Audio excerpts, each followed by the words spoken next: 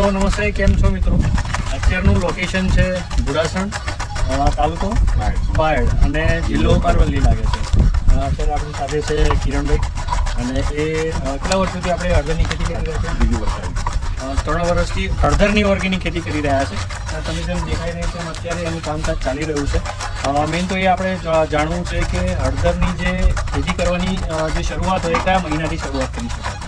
એ 8મા મહિનાથી શરૂ કરીએ. આમ તો કરીએ તો 6મા મહિનાથી પણ અમુક કરતા હોય છે. ચોથો 5મા 6મા મહિના સુધી કરી શકાય. 4, 5 અને 6મા મહિનાથી શરૂઆત કરી શકાય. અને આપણે કેટલા 3 વીઘામાં કરી હતી હળદર? 2 વીઘામાં કરીએ. ઓકે, 2 વીઘામાં હળદર કરી હતી. તો શરૂઆતના તબક્કામાં જે પ્રોસેસ હતી એ થોડો પ્રકાશ પાડો એની ઉપર. મેં વાવેતર કરેલું 6મા મહિનાની પહેલી તારીખ, એટલે કે 1/6/2023ના રોજ વાવેતર કરેલું હળદરનું. ઓકે. તો એ વખતે મેં બીડ પાડીને હાથ વડે હળદરનું વાવેતર કરેલું. બરાબર. બીજામૃતનો પટ આપેલો બરાબર. અને ઘનજીવામૃતનો ઉપર ઊંઘેલું એમ બરાબર. પાયાના ખાતર તરીકે. ઓકે. પછી એને જે આચ્છાદન માટે ગવારનું વાવેતર કરેલું. ગવાર ઊંઘેલું. ગવારના કારણે પછી એનું જે પેલું સુકાઈ ના જાય, અંકુરન થાય, ગરમી પડતી હોય ત્યારે એ વખતે. પછી દર મહિને એક જીવામૃત આપતા 200 લીટર. બરાબર. પછી આકડાનો બોરો પણ આપતા. બરાબર છે. પછી છાશ પણ આપતા. ડ્રીપ વડે તેને ચડાવતા.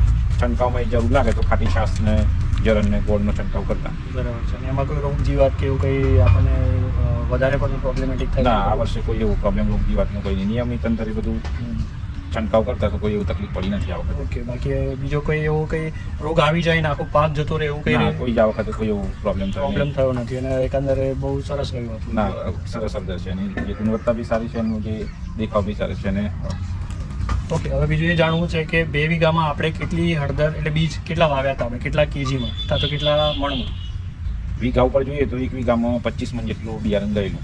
1 વીઘામાં 25 મણ. ઓકે. અને ઉતારાની વાત કરીએ તો 1 વીઘામાં કેટલું મળી શકે આપણે? 1 વીઘામાં 150 મણની આસપાસ મળી શકે એમ. પછી તમે વાવેતરમાં જે ગાળો હોય એના પર પ્લસ માઇનસ રહે એમ. બરાબર. અમુક નજીકના અંતરે ની રીતે અમે હળદરમાં સહપાક તરીકે તુવેરનો પાક કરેલો. તો તુવેર પણ થોડી સારી થઈ હતી.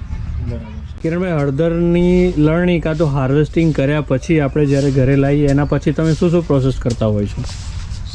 સૌ પહેલાં તો આપણે ખેતરમાં હળદર આપણે બહાર કાઢીએ, ગોળીએ, આપણે એમ ગુજરાતીમાં કહીએ તો હાર્વેસ્ટિંગ કરીએ છીએ. તો એનો પછી અમે ડગલો કરીએ છીએ. ઓકે. તો હળદર જોડે જે પેલી મધર ગોઠ હોય છે અને અંગુલી ગોઠ, મધર ગોઠને અલગ કરીએ છીએ અને અંગુલી ગોઠ અલગ કરીએ છીએ. બરાબર છે. અંગુલી જે ગાંઠ હોય છે એને અલગ કરીને એક જગ્યાએ મૂકીએ છીએ. જે મધર ગાંઠ હોય છે એને બિયારણ માટે અલગ સાચવી રાખીએ છીએ. ઓકે. એટલે આવતા વર્ષે એને બિયારણ તરીકે યુઝ કરીએ છીએ. અને અમુક કસ્ટમરના જો રિક્વાયરમેન્ટ હોય તો મધર ગાંઠનો પણ પાવડર અમે બનાવીને આપીએ છીએ. બરાબર છે. એટલે જે અંગુલી હોય કે જે ફિંગર કહીએ આપણે, એના પાવડર અને જે મધરગાંઠનો પાવડર હોય એમાં શું ડિફરન્સ હોય? જે મધરગાંઠનો જે પાવડર હોય છે એમાં કર્ક્યુમિન લેવલનું પ્રમાણ થોડુંક વધારે હોય છે. ઓકે. એટલે એનો જરૂરિયાત મુજબ જ અમે પાવડર બનાવતા હોઈએ છીએ. બરાબર. અને બીજો એક પ્રશ્ન કે આપણે જે પાવડર બનાવી રહ્યા છે એ કઈ પ્રોસેસથી બનાવી રહ્યા છે? એ કોલ્ડ પ્રોસેસથી બનાવીએ છીએ અમે. ઓકે. કોલ્ડ પ્રોસેસ મતલબ કઈ રીતે? ચિપ્સ બનાવીને, માન લો કે ખેતરમાંથી એને જે અંગુલી ગાંઠ અલગ પડી છે ઘરે લાવીએ છીએ. ઘરે લાવીને એને 2 વખત સાફ કરવામાં આવે છે પાણી. ઘરે લાવીને આ રીતે ટીપમાં 2-3 કલાક હળદર પલાળી રાખવી છે. પછી આ રીતે 2-3 કલાક રહે પછી આમાંથી કાઢીને તગારામાં ફરીથી બીજી વખત એને હળદરને સાફ કરીએ છીએ. બરાબર. પછી થોડો ટાઈમ સુકાય પછી એને આપણે ચિપ્સનું જે મશીન છે, હાથનું મશીન, એમાં ચિપ્સ પાડીએ છીએ અને સૂકવીએ છીએ. ઓકે. એટલે આ પ્રોસેસ કરવાનો મતલબ કે જેની ઉપર જે માટી ચોંટેલી હોય, જે કચરો હોય કે બીજું કંઈ હોય સાફ થઈ જાય. ઓકે.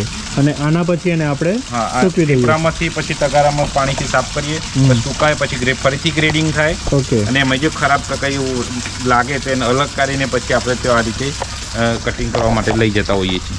ઓકે.